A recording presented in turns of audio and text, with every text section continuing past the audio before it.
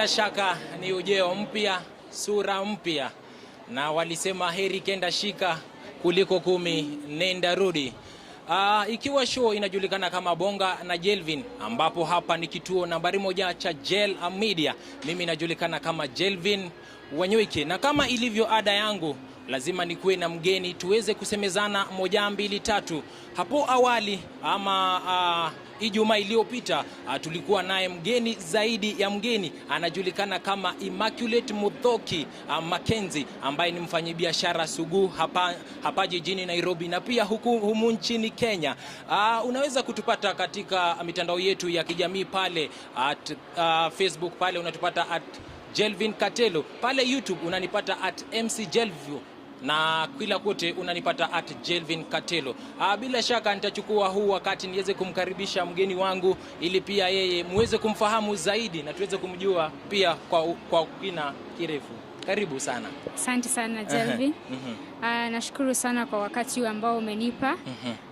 My name is Immaculate. I am blessed to be here for the second time. I do business. I run EMB Awesome Collection and Shoes EMB. Na run pia biashara ya mitumba pale Gikomba. Biashara ya mitumba. Yes. Kabla ya tuanze, hapo jana tuliweza kuona ilikuwa ni siku ya mashujaa. Sijui wewe siku yako ulichukulia vipi? Na uweze pia kwa kina kifupi tuambie wewe, kulingana na wewe, shujaa ni nani? Alright. Shujaa ni mtu mwenye umekuwa ni kama amepigania kitu mpaka akaweza kuishinda. Kweli. So kwa mimi shujaa wangu ni mama yangu. Ni mama yako? Unamwenzi sana. Sana. Yes. Tukiweza kuingia katika mdahalo wa siku ya leo, tuweze kujua biashara ni nini. Uweze kufahamisha, manake leo tumesema it's a free discussion. So we want to know what is business. Biashara ni nini?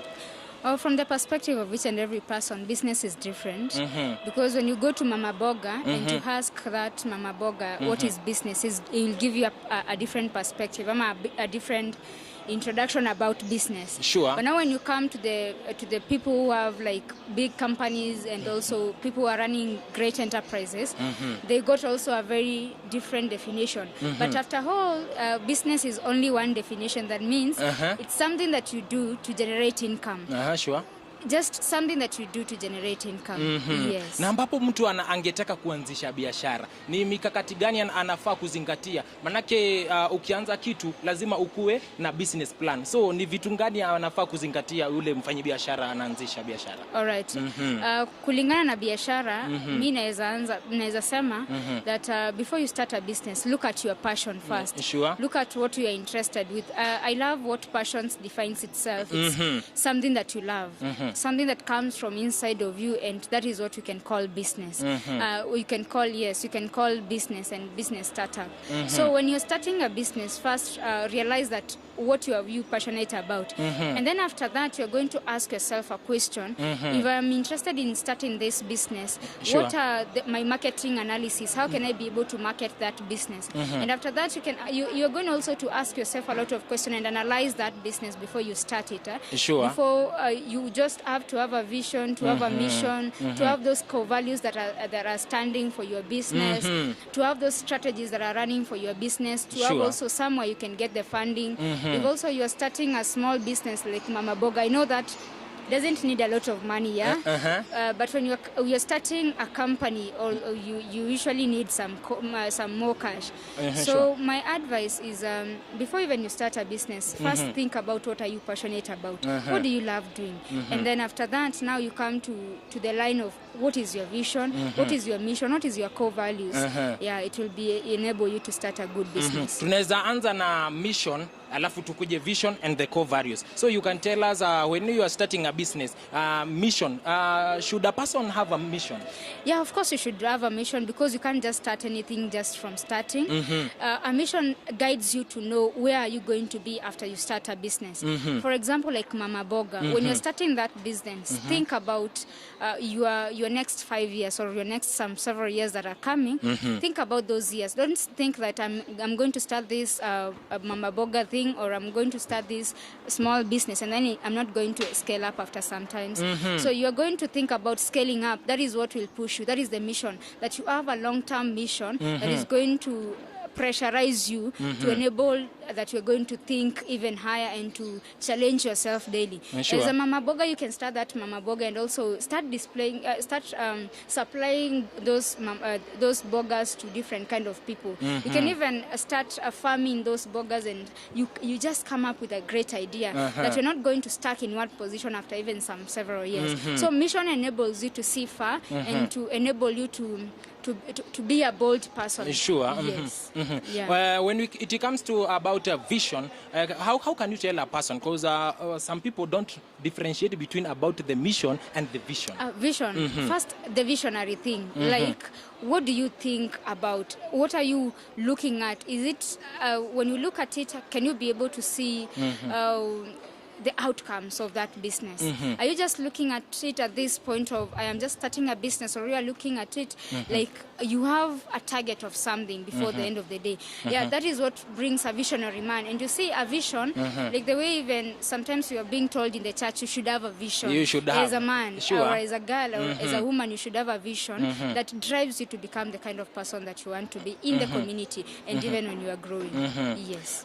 Nimesikia umetaja kuhusiana na core values. Yeah. Kabla ya tukuje kwa wewe binafsi, wewe manake wengi wanakujua wewe kama mfanyabiashara. Yes. Na najua ama mtazamaji hajui vile. Yeah. Tuweze kukuja hapa kwa core values. Ni core values gani anafaa kukuwa nazo ule mwanzilishi wa biashara ama yule pia anafanya biashara? One of the core values is hard work. You should put a lot of hard work and also looking forward to the client base that you have. Like a business, like I have a business of selling shoes. I have that core value of satisfying my customers. Sure. That hard work, patience, and you loving your business at the first place. It will enable you to be able to deliver very well, and it will enable you to think differently. So when you're starting that business, you just have the values that you're going to give out as a company or as a business to enable people come and know that I'm going to get some values in this business. Sasa nataka tuweze kuingia katika safari yako.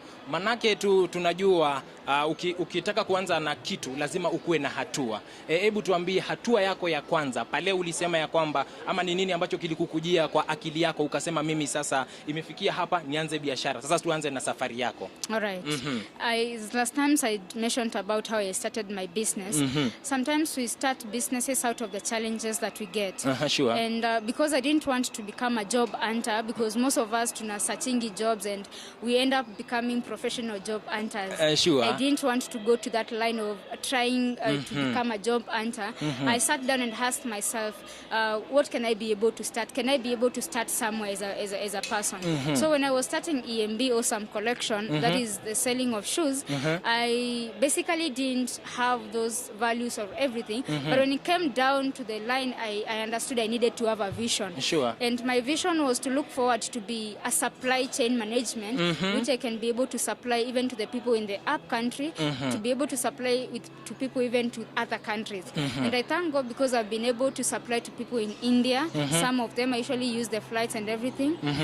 When I get a sale to that side. So I was looking forward to expand when I was starting that business. I remember when I started, I wrote a tag that is called the online shop you can trust around. Because that time it was difficult for people to trust online shops because they were thinking that it doesn't work. It doesn't work. How can we just post products in the online system and be able to sell? Or I can be able to market our products in the online system and then we can be able to sell. And this is what I say even to the young people as I continue with my story. It's good to start small. Because it enables you to understand that you are going somewhere. But when you start big, it will fail you. As I mentioned last time, I said that when I was starting, I went to Isili. I used to use other people's product to market myself or to use them so that I can be able to sell and generate income at the end of the day. Sure. So it encouraged me so much that even down the line, I was able to sell to a lot of people because of that interest of knowing that I am the online shop that is being trusted around and I can be able to deliver what the customer wants. Nikikukatiza kidogo, manaki ukiweza kuanza biashara, kuna ule mtu ambaye unasema nataka kukua kama yule. Wewe huko haiko kuja kwa mawazo yako ukasema mimi naanza biashara manake nimeona fulani ameanza biashara. Wewe haiko kuja mawazo kama yale? I remember when I was starting business, there's a lady who showed me, who was doing the online thing, but she was not that much. She showed me on how to sell, but she never followed up to understand more or to guide me more. And I looked at the shops around, and I wanted to become like Jumia. I remember when I was asked to write a business plan, I remember saying that I want to become an online shop that I can be able to deliver in all the things. I can be able to deliver shoes, I can be able to deliver products like Zakukula and any other thing. And I'm looking forward to become like them, but not like them basically. At least I can look at them and say that I just want to look like. Yeah, something that you can just look like. Yes. Mipango na mipangilio. Manake ukianza biashara lazima ukuwe na mpango na mipangilio. Ndio tunasema ya kwamba mtu ambapo anaanza biashara lazima ukuwe na mpango fulani. Wewe ambapo sasa umeingia sasa kwa biashara, hujafika mahali ambapo sasa umefikia. Sasa bado uko pale, hujafika kileleni, uko pale chini. Yeah, sasa ni mipango gani uliweza kuyafanya ukafanikisha? Yeah, I started with marketing because marketing is very important. And I can even encourage people pale nje that when you have that idea, just start it. When you procrastinate it, that you want to start in the next year, if you have that idea, just start it. Because when I was starting, I used the free marketing resources that are around me. I used word of mouth, whereby I used to tell people I sell things online, or I sell this product and this product. I also used the social media, and I also used the influencer that I can come and maybe I show you the product that I'm selling, and then we start marketing it on your online social media. And I also used the referrals. I used to tell a client, when you get that product and you feel that it is very okay with you, then you can be able to refer me. So I used the marketing strategy, and I used the free resources that are around me before even I got to run adverts in the online system, to Facebook or to Instagram. I used the marketing that I was able to manage at that time. Yes. Kwa kupanga, manake bado hatujachoka hapo kwa kupanga.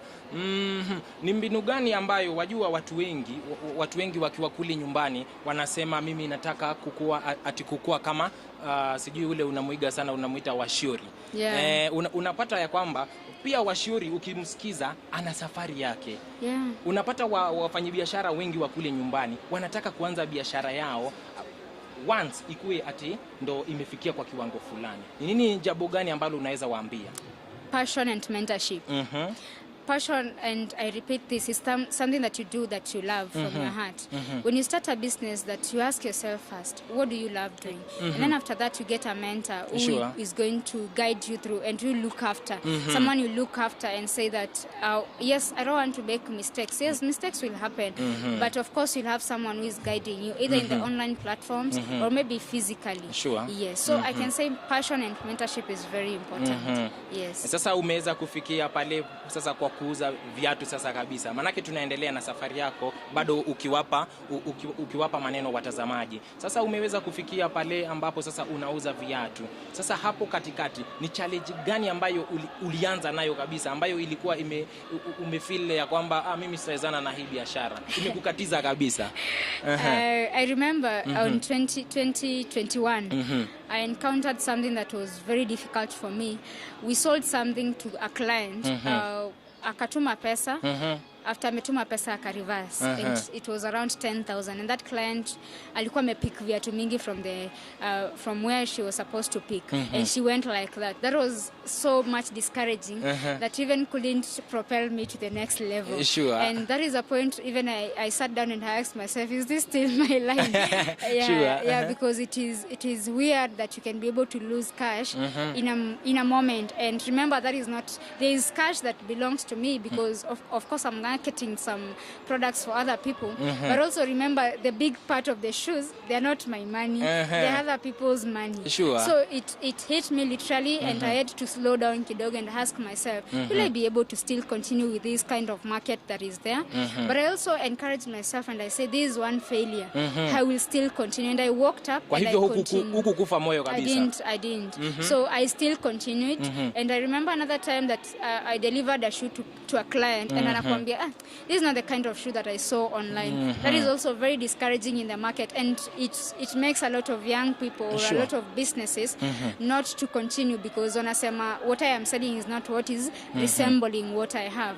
So what I can encourage people is be confident on what you are selling to the market, because when you're not confident on what you are selling, you're not going to get to the market, or you're not going to get to the clients.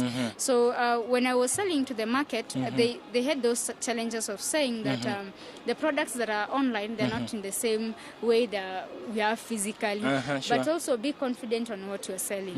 Yes. Na ikikufikia wakati sasa umeweza kukambwa na zile changamoto, unaweza mwambiaje? Manake ukiangazia wengi pale, ukiangazia wale ambao wafanyabiashara kule Thika tulikuwa tukiongea na wao, ikiwemo Job wa mitumba, yeye anauzanga bells. So alinieleza ya kwamba changamoto ya kwanza ile ambayo yeye ilimkumba, kama kule Gikomba, alikuwa kule Gikomba alafu akaja hapa, kuna moto sana, moto unatokea sana. Unapata mtu alikuwa amewekeza kama milioni kama 10 hivi, alafu kuna chomwa. Sasa hajui afanye nini. Kama ule alikuwa ameshaendelea na sasa amekatizwa, sasa ameanza, sasa amerejeshwa nyuma, unaweza kumwambia nini? No matter the challenge, you still have to continue, because if you love your business, no matter what challenges that hits you, you sleep and wake up again. Because if I can tell you, like that Job Mutumba, that mitumba zake zilichomeka kule, if she decided, ama he decided to not to continue, then he couldn't be where he is. That zinachomeka bado unarudi kwa market. Yeah, because if you're not being encouraging yourself to continue, then you're not a business person. A business person gets failures and challenges and he still continues no matter what. Yes. Labda pia unaweza kutueleza ni nini ambacho unapenda sana na biashara? All right. What I love about business is about people. Business is about people. Business is about understanding more about the things that you are selling. One of the things that I love business is about engaging with people. Napenda sana watu. Una-engage sana? Engage sana na watu. And what makes me to engage with people, because we are in the people's business. We tend to sell to people who are even inclining to buy the products, but also we are going to sell to them at the end of the day. So one of the things that I love about my business is I engage with people daily, and these people, they tend to be customers, and they tend also to become friends after the end of it all, after I have sold the products to them. Yes. Sasa bado tuko kwa kule safari yako. Ulisema ulianza na viatu. You deal with shoes now? Yeah, I usually deal with shoes. I started with shoes, clothes and duvets and mattresses, but down the line I had to first understand my line, and that's where now it comes to passion and understanding where are you going to end up with, what are you going to end up with. So when I started marketing, I was very sure that I will end up with one product, or I will end up with 2 products. So I ended up selling shoes, and I ended up selling mattresses, which is from Superform. But my big deal is from the shoes collection. Now I sell different kind of shoes from different kind of places. You find that I usually utilize the imports that come to the country, and I sell them online even without having a physical shop. And this encourages me to do more and to do more each and every day, because it's something that I am passionate doing. It's something that I love doing. I love selling shoes. I love looking at people and saying, hey, you look cute in that shoe that you have. I love that trend of even when I meet someone, one of the things that I usually check is a shoe. So lazima uangalie vile. Exactly. That is what I deal with. And when you're in the business of shoes, of course, you'll be looking around and checking, hey, which kind of a shoe are you wearing? So that when I'm doing my marketing, or when I am interested in importing shoes, I can know which kind of a shoe I'm going to sell to the market. So when I was starting, I started with shoes, dresses and all that. But down the line, I ended up selling men's shoes, specifically men's shoes, because men they love new shoes, they love new things, even the fashion. And you find if they love new shoes, they love quality things. They love something that is durable. When you find a man anakuuliza hiyo kiatu itadumu kweli, they usually ask that question. They love also something that is cheap, but also the other something cheap, not that much cheaper at 2,000, no, something at 2,500 to 2,000, 1,500, because we have also the wale wa chini kabisa. Sure. We have people even who cannot afford their 1,000, but they want to look good. We ought to sell to them at the end of the day. So I usually categorize my sales or my prices to the people at the middle class, at the higher class, and the lower class too. So that at least I may be able to maneuver around to the market. There's no one that I leave in the market. I make sure that I sell to the middle and to the higher and to the low class. So when I started with shoes, it definitely hit my mind that I should be able to satisfy my clients. That is very important. Make sure you satisfy your clients, because that is the main thing that will make them to refer other people to you. I've got so many referrals because they already know the product that I'm selling to them. It's something that is long lasting, and it's something that also can be weared at any point, because you find that there are many who want that shoe for casual shoes, for the official. So I deal with both casuals and official shoes. Ni kweli vile kuna mbiango mwanaume ni kiatu, ama bado hayo ni mawazo tu ya That watu? Is true. Manake tulikuwa tunaongea na King Donatello, aliniambia ndo aweze kuvutia ule mwanadada ambaye alikuwa anamtamania kabisa, aliweza kuangalia kiatu, na hapo Donatello akajinyakulia mtu. Ni kweli? It is true, mwanaume ni kiatu. Haya, tukikuja pale kwa the business plan. How did you plan yourself? How do you plan yourself? Even now, how do you plan yourself? Because you must have a business plan. Even if you are, we talk a topic called marketing, or a subtitle called marketing. So you must have a business plan. How do you manage to plan yourself so that you can strive to excel? Thank you. When you're starting with a business plan, you're going to plan your long-term things. Like when you're writing a business, you have to look at the long-term, long run. Like how are you going to run the business in the long-term reign? So when you're starting a business plan, you got to have the financials. How are you going to generate income to be able to scale up your business? Sure. Where are you going? The location. Where are you going to run that business? Are you going to run physical business to Nairobi, to Thika, or online like I do?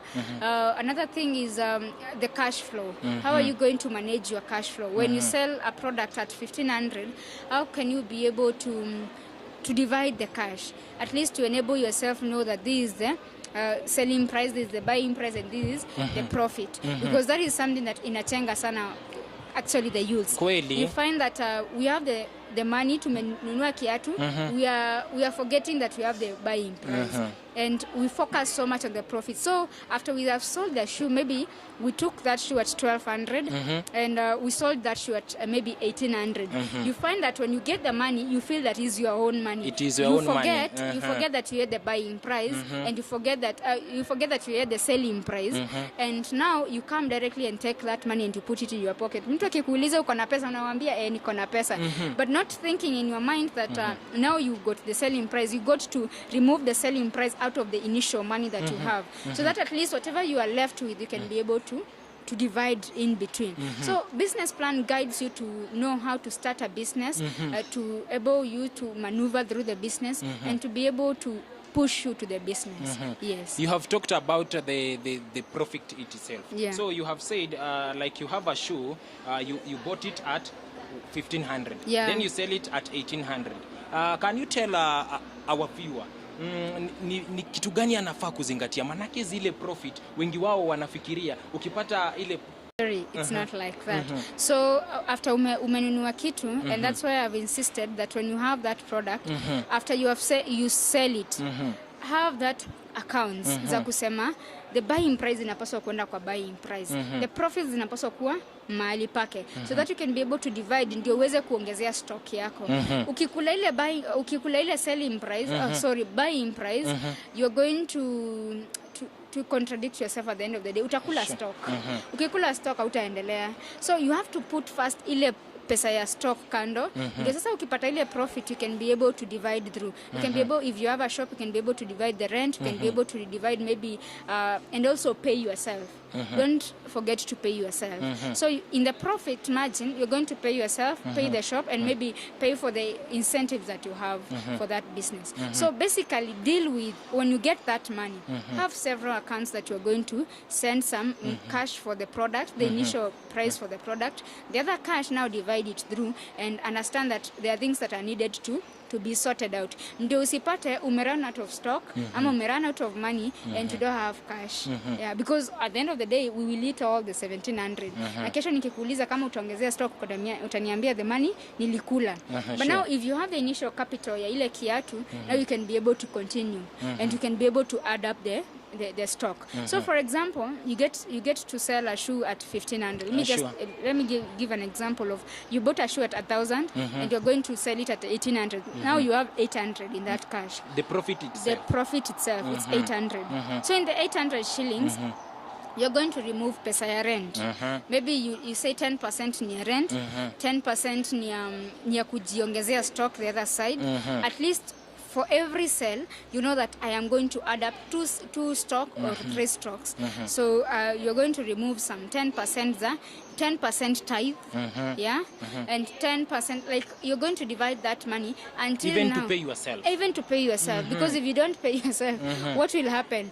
Utakosa hiyo the motive, yeah, kuendelea. The motivation. Yeah, the motivation. Because when we say paying ourselves, we usually think that 500 imeingia nakula yote, of which you're not thinking about if you can add up that business, you can be able to add up that stock. Yeah, so when you get that 500 or that 800, just maneuver through and understand that you need to have the 10%, at least to divide it through, so that at least you can have a stock that is adding up. Yes. What if we come with a donation? Have you ever had a donation anywhere?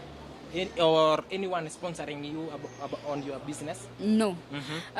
When I was starting a business, remember I said that starting small is very important.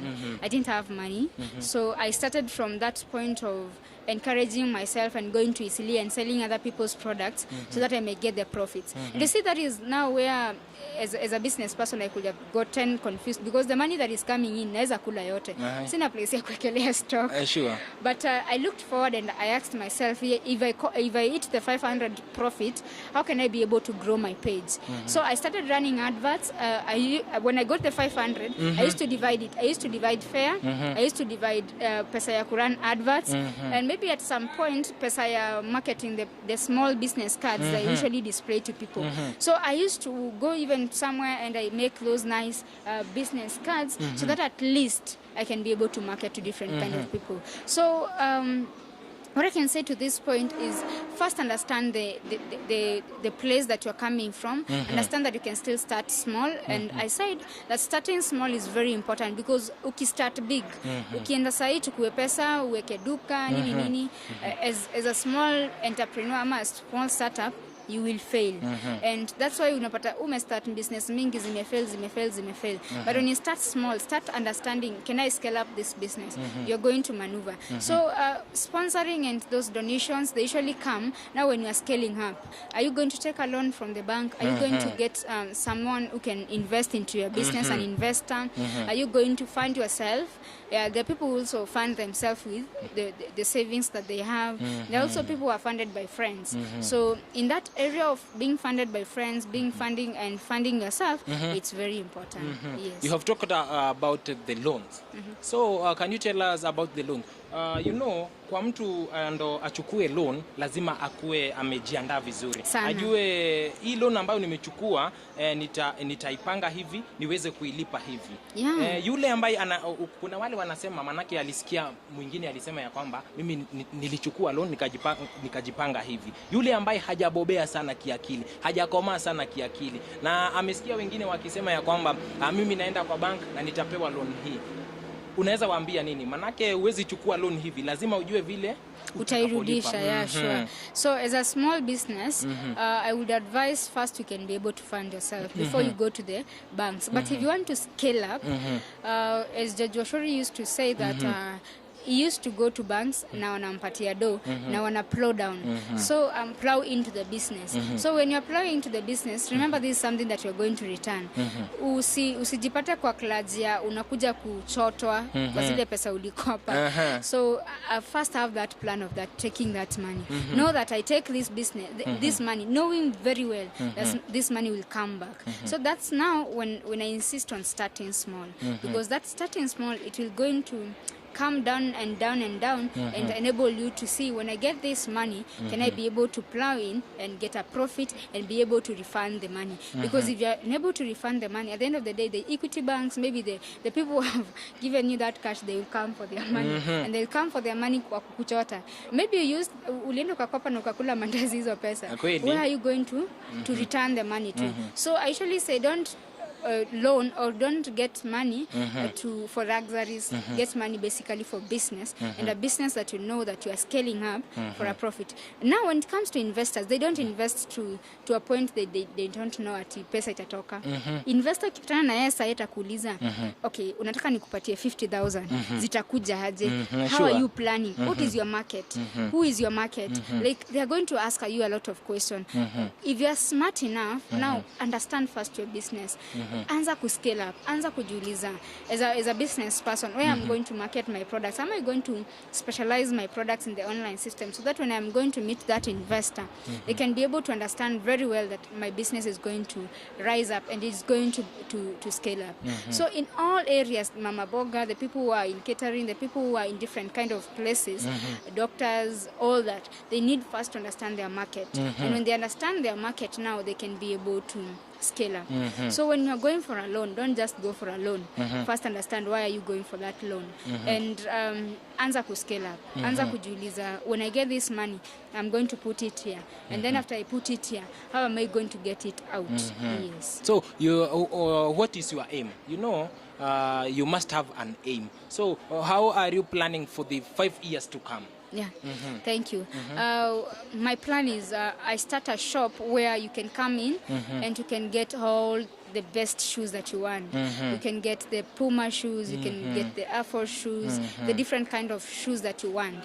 Like, you can be able to enjoy the goodness of having a very nice shoe. Sure. So and also being able to deliver in countrywide, in even other people who are outside, I can be able to deliver to them and satisfy them. So I am looking forward to have that a very nice shop, but different places, different kind of places that people can just come and pick up their products and go, and also a place also they can come and enjoy that goodness of having a very nice shoe. Sure. So I'm planning to have different kind of pickup location. I know I have clients in Nakuru, in Naivasha, in Meru, so at least they can have a place they can come and pick up their products and then they pay from there. Yes. So, what is the uniqueness of the Immaculate Muthoki Mackenzie? What is this uniqueness of you? How can you talk about your uniqueness, about selling this men's shoe? Thank you. I usually sell shoes differently. You find that I don't usually deal with Isili kabisa. I usually deal with the Chinese shoes. So you find my shoe, if you get it, you can't find it any other place. So that's a unique shoe. That's a different kind of a shoe that you can't find it anywhere. So when I get the shoe, I can be able to market it, and people can love that shoe, and they can still find it to me rather than any other place. Yes. Sadakta kabisa mpenzi mtazamaji, tunaendelea moja kwa moja tukusemezana, manake unasikia vile mbinu ambazo ameweza kuzitumia yeye Immaculate. Umesikia kwamba ukianza biashara lazima uanze na hatua lazima uichukue wewe binafsi na uweze kukua na kile ambacho kinajulikana kama business plan. Immaculate, tukiweza kumalizia ama tukiweza kufunganya show yetu ya siku ya leo, sijui ni neno lipi ambalo unaweza waambia watazamaji, lile ambalo litawatia moyo wale ambao, manaki najua hata wewe kuna zile changamoto zimeweza kukukumba, kuna they are called downfalls and upfalls. So ni nini ambacho wewe unaweza waambia watazamaji wetu? That don't fear to start. First, if you have that vision and you're passionate about something, kindly don't fear to start it and start thinking about your mission and vision, being passionate about what you are looking forward to start. And then after that, when you understand where you're supposed to be, don't fear to start small. Start up chini so that at least you can be able to scale up. Bado mimi sijafika. I am still pushing by to know where I'm going to end up to at the end of the business. So don't fear to start. Accept to start from small, and then from there anza ku expand, anza ku think out of that box. If you're a mama boga, if maybe you're a shoe seller, you are something else, start thinking on how you can be able to scale up your business to be different, to have that business that itakupatia profits and zinaenda ziki increase. Usiangalie kurudi nyuma, angalia kuenda mbele. Motivate yourself. Don't also fear failures, because failures are there. Don't fear challenges, they are there.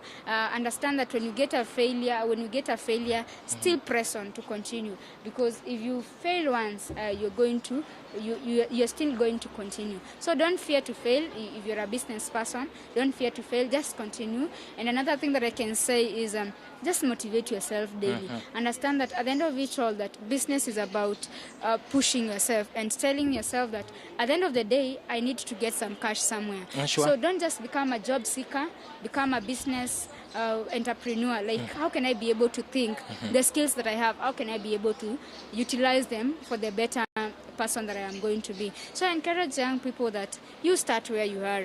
That if kama umesearch job for 2 years, anza kujiuliza, what can I be able to do at the end of the day, so that at least I can be able to generate income. Don't just become a job seeker. Usitembee tu kutafuta kazi. Sure. Kwanza enda tu kwa hizo kutembea kwako. I remember there's a story that I was given by my aunt. Alikuwa anasema there's a lady, she used to walk around to look for a business, for a job, but akaenda akaspot a business idea. Akarealize hizi ofisi watu wanapenda fruits sana.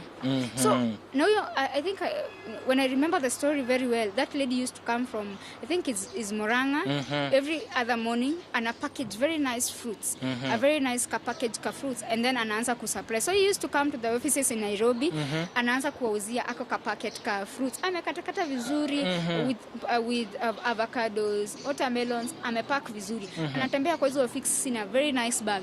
So anaenda kutafuta kazi, anatafuta bado kama amebeba something to sell. So akifika pale anamwambia na sell hii na hii. So have that, usiogope networking, usiogope kuongea, telling yourself, that is word of mouth.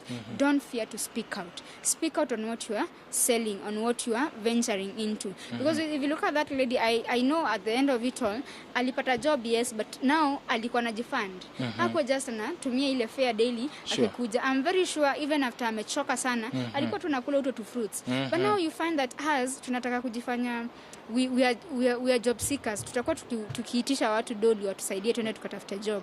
What if we can utilize the energy that we have, the mindset that we have? We can be able, if you're looking for a business, you can be able to sell something. You can also sell very nice.